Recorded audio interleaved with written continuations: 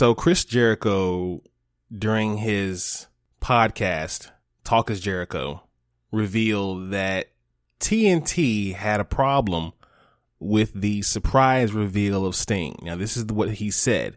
When Sting was a surprise, TNT was like, don't do that again. That's why Paul White was announced on social media, because TNT said, we don't want surprises. We want to take advantage of the ratings. We had a big surprise, a big announcement, and we used the big announcement to announce the next big surprise. I think that's one of the reasons, too, to spread it out a little, Jericho said. And while I completely and utterly respect and love the wrestling mind of Chris Jericho, I think that's dumb, and I don't think it's a good look.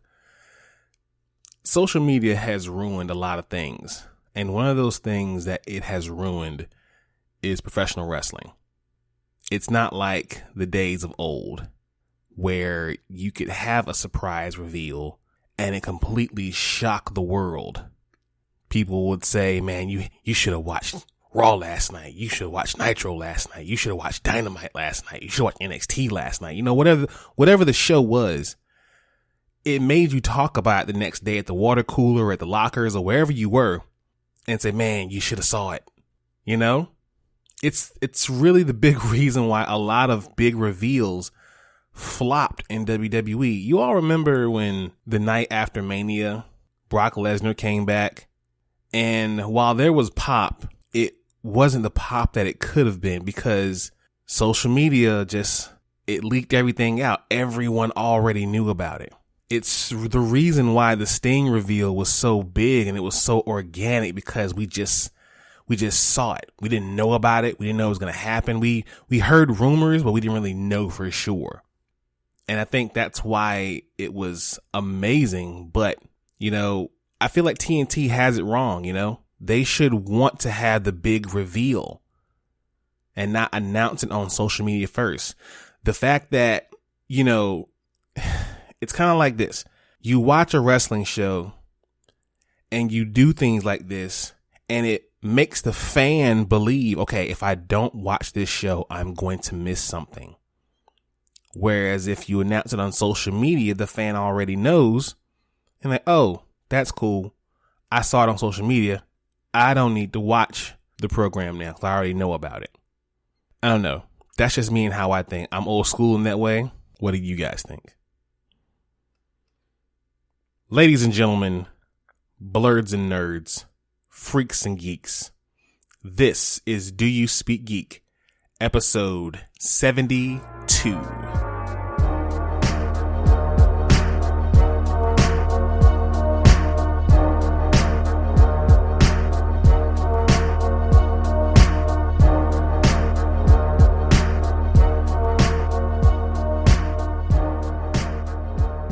Welcome everyone. This is Do You Speak Geek.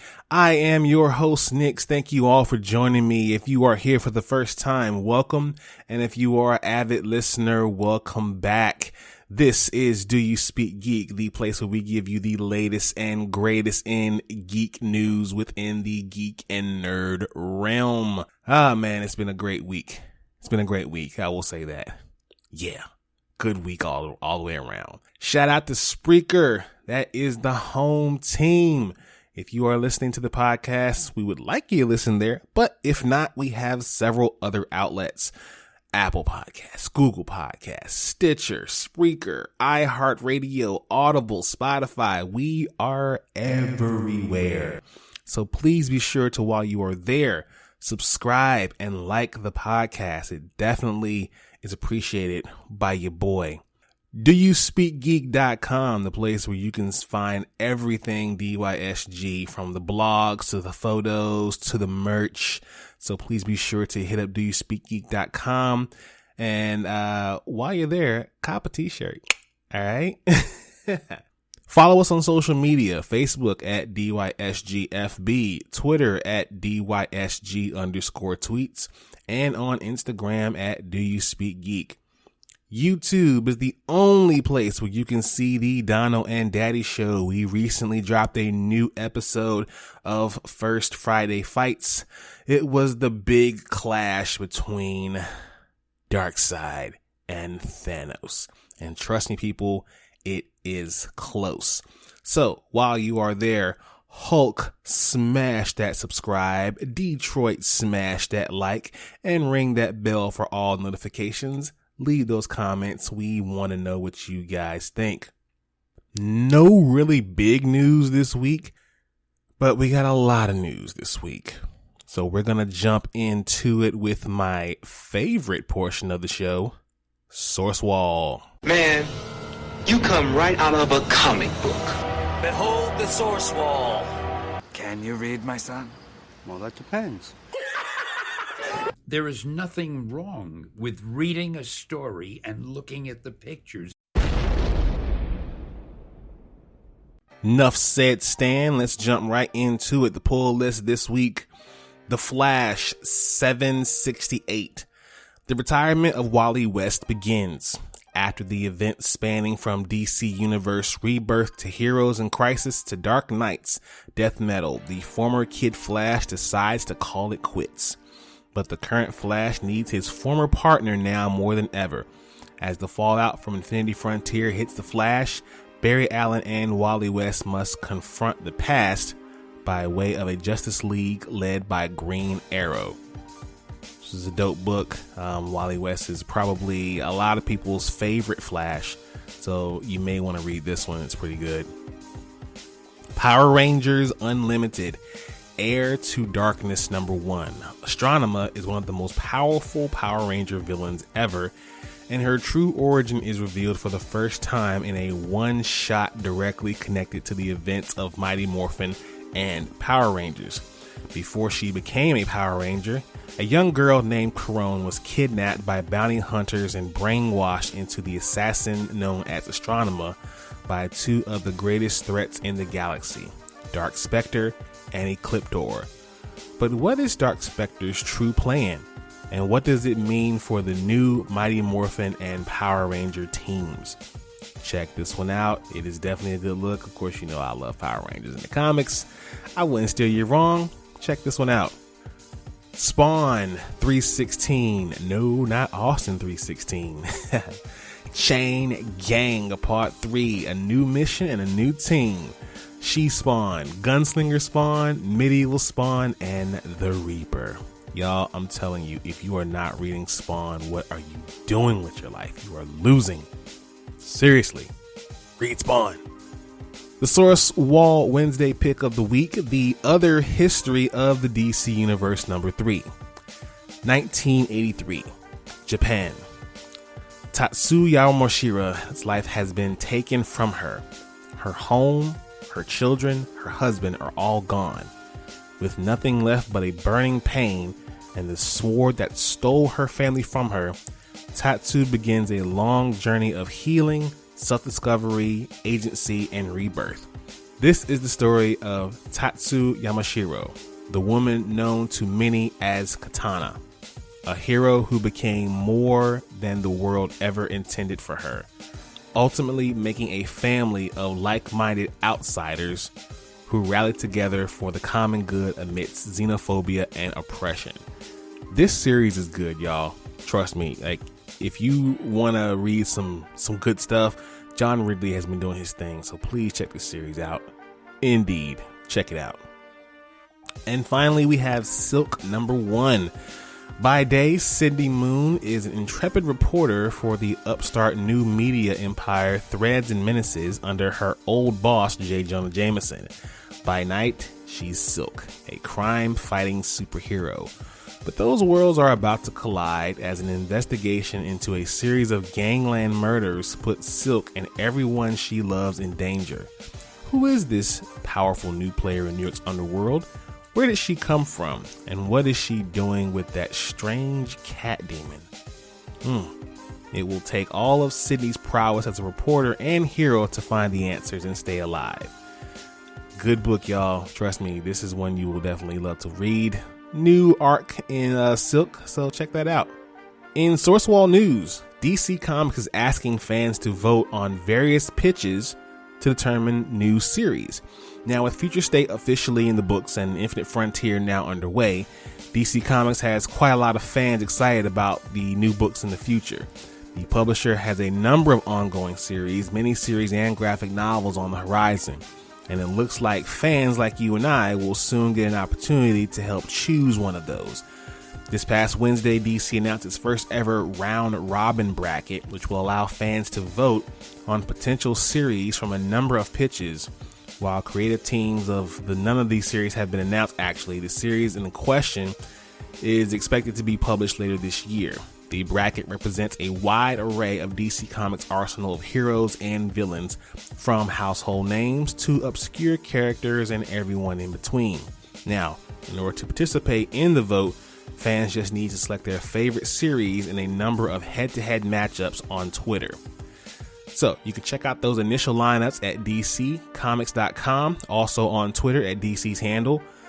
A lot of those are winners. Some of those are like, why is this a book? But I definitely have done my share of voting, so please do the same. Let's watch this. Watch this, y'all. Thunder.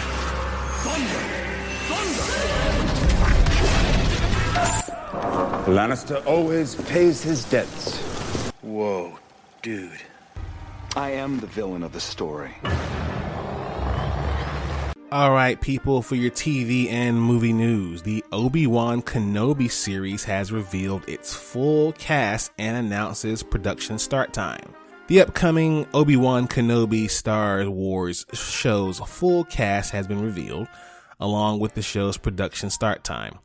The series starts Ewan McGregor as the Jedi Master he played in the Star Wars prequel trilogy, continuing the story of Old Ben into the Galactic Empire era, taking place 10 years after Obi-Wan's dramatic duel with his former Padawan, Anakin Skywalker, in Revenge of the Sith. Hayden Christensen also returns in the series, not as Anakin Skywalker, but as Darth Vader, Lord of the Sith, who Anakin became after his fall to the dark side of the Force. The series will start filming in April. The series will star not only Ewan McGregor and Hayden Christensen, we will have Moses Ingram, Joel Edgerton, Bonnie Pieces, Kumali Najina, I butchered that name, Indira Varma, Rupert Friend, O'Shea Jackson Jr., Sung Kang, Simone Kessel, and Benny Safdie. Deborah Chow, who directed 2 episodes of The Mandarin, directs this special event series. Definitely looking forward to this. We get some Vader. Oh, yes. Let's go. Can't wait for this series. It's going to be amazing. Can't wait. Black Adam new poster confirms the 2022 release date. Now, with Warner Brothers announcing that Black Adam will hit cinemas in 2022 on July 29th, no further information was released regarding this long gestating Dwayne Johnson project, though Warner Brothers teased the hierarchy of the power of DC Universe is about to change. The announcement only highlights that fans should expect Black Adam only in theaters, which would seem to indicate Warner Brothers does intend to eventually put the pin on its simultaneous HBO Max releases and return to a traditional cinema-only approach. In December of 2020, Warner Bros. Announced that all 17 of its theatrical releases will be coming to HBO Max as well as theaters. Now, by 2022, I definitely can see that these movies will be officially in theaters. I mean, if things are continuing to trend the way they are with this coronavirus and people getting vaccinated and the numbers are starting to slowly but surely die down as far as cases and especially deaths, I don't see why next summer we shouldn't be back to normal and in theaters. So yeah, good look for Black Adam. Now, good look for Black Adam, but not so much one for the New Gods and Aquaman the Trench movie. That's got the can. It's been canceled. Ava DuVernay's New Gods and James Wan's Aquaman spinoff, The Trench, are officially canceled at Warner Brothers.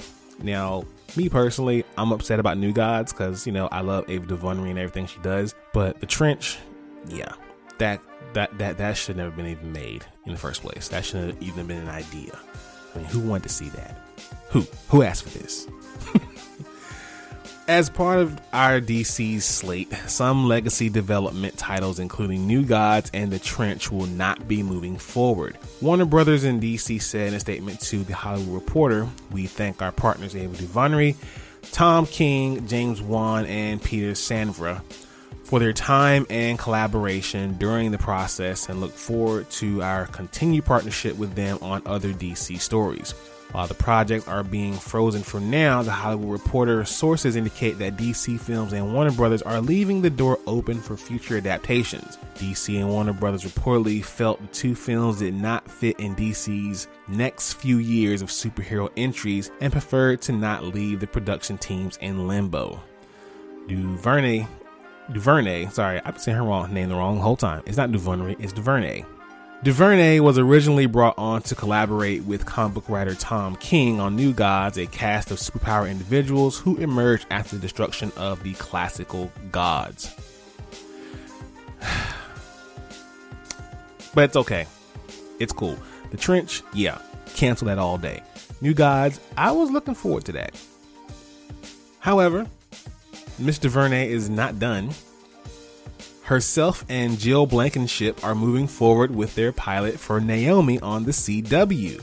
And along with that new pilot, they have now a full cast with 6 members, including Barry Watson, who will play Greg, Naomi's adoptive father, Mary Charles Jones, who will play Annabelle, Naomi's fiercely loyal classmate and best friend, Adian Jim Jacob, who will play Annabelle's sweet, shy, and slightly nerdy boyfriend, Muzama Makar Jennifer, who will play Naomi's adoptive mother, Will Myers Anthony, a handsome teen and proud townie who has a crush on Naomi, and Danielle Pugh Nathan, a high school jock who dated Naomi before she ended things.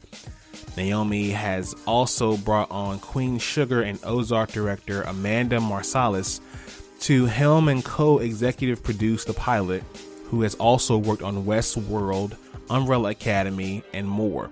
The new additions join Casey Wallfall, who will play the lead role in the series. Camila Marino, Alexandra Reith, and Cranston Johnson will also be a part of the series. I'm looking forward to this. This is going to be amazing. The comic, while some people probably aren't even aware that it exists, it's a dope little series. Black Girl Magic, she has powers. She was part of Young Justice. I think this is going to be dope. Incredibly dope. Let's hop into Thumb Life. Peace, love, and video games! That sound like Donkey Kong.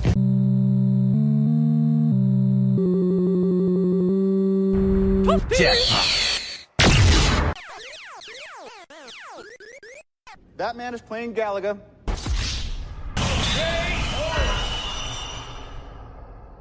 All right, gamers. Not a lot of gaming news this week, but we got a couple of stories here. Let's talk about the PlayStation Store being shut down. Not the one for the console that's out now. Sony has confirmed that it'll be shutting down the PlayStation Store for PlayStation 3 and PSP on July 2nd, 2021, and the PSN Store for the Vita on August 27th. This, according to an email sent out to PlayStation customers. According to PlayStation support blog, customers will still be able to re-download and play previously purchased games on video and still redeem games on PlayStation Plus vouchers. However, PS3, Vita, and PSP purchases will cease, and players can no longer make in-game purchases or redeem PSN wallet funds on PS3, Vita, and PSP once the stores close.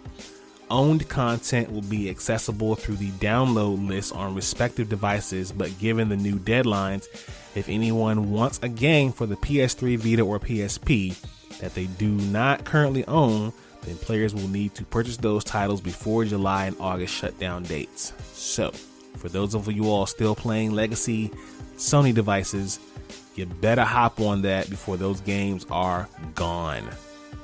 And we also have a delay for Lego Star Wars The Skywalker Saga. It has been delayed past its spring 2021 release, and TT Games promises to provide update launch times as soon as possible. TT Games shared the news on Twitter, saying all of us at TT Games are working hard to make LEGO Star Wars Skywalker Saga the biggest and best LEGO game ever. But we're going to need more time to do it. We won't be able to make our intended spring release date, but we will provide updated launch timing as soon as possible. At this point, it's the norm. I mean, with DLC and even whole games now being delayed because of COVID, gamers need to just be patient. I mean, games are just going to get delayed. I really do think that this is also a big reason why Avengers is the way it is. You know, games are just going to get delayed. LEGO Star Wars Skywalker Saga is no different. Take your time, people. Make the great game. We don't want a Cyberpunk 2077 situation again. Now, let's speak technical for a moment. Technically speaking, Your technological advancements. 1.21 gigawatts! Have you tried turning it off and on again? Now, technically speaking, YouTube is testing the removal of dislike numbers. Now, they're not going to be removing the dislike button, just the numbers. YouTube is experimenting with the removal of the display of dislike numbers on videos. Announced on YouTube's Twitter account, the video platform explained the experiment is a response to creator feedback. Specifically, the tweet cites that the well-being of creators, as well as targeted dislike campaigns used to harass some creators. With the dislike count not being publicly displayed beneath the video, creators will still be able to see the exact number of dislikes in YouTube Studio, the system's back-end tool. This means that user feedback will still be provided to those that need it, but any negatives that may come from the number being publicly visible may be negated. So, for all you trolls out there who just like to dislike videos, no one's going to care anymore because those numbers won't be visible to anyone but the creator. And that's fine. I think that's how it should be anyway. Good look, YouTube. Good look. Now, we're about to hop into a brand new segment here on Do You Speak Geek? Ladies and gentlemen, let's mark out. So what you gonna do?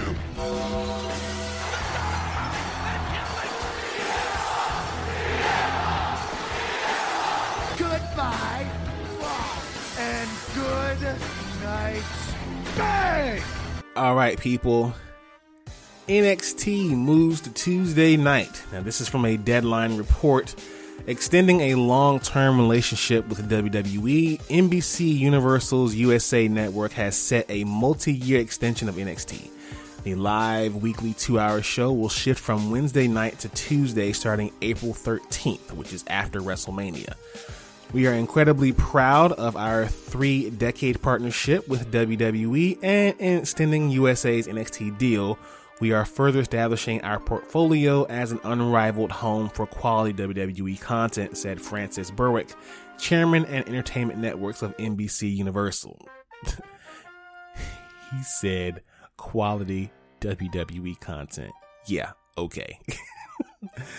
By transitioning NXT to a Tuesday time slot where WWE has performed well in the past, we are giving our passionate fan base more of what they love with back-to-back nights of exhilarating live programming. Now, you all know what this means. This just means that, hey, we've been getting our ass kicked for the past few months by AEW Dynamite. We're going to move to a new night where we can actually get our true ratings, which is a smart thing to do. Not only will it be better ratings for NXT, there'll also be better ratings for AEW Dynamite as well too. So, this is how it should have been anyway from the jump. I mean, yeah, it was great to see the Wednesday Night Wars. Yeah, awesome. But it only makes both shows suffer. So, this is better all around for everyone. And the last thing we got, people, this is a big story. This is woo. Stone Cold Steve Austin's Broken Skull Sessions just produced one of its biggest interviews thus far with Randy Orton. And it's been on quite a run with stellar interviews with Bayley, Sasha Banks, Drew McIntyre, and even more. Stone Cold is bringing one of the biggest names, not only in WWE, but also AEW to the show, as Chris Jericho is going to be the next guest, and it will take place on Peacock right after the second night of WrestleMania next Sunday. This will be the first time Jericho's been on WWE programming since his move to AEW, and Stone Cold couldn't be more thrilled to have it be on his show. Quote, saying, having someone on there from a WWE show, especially the caliber of Chris Jericho, is pretty damn cool.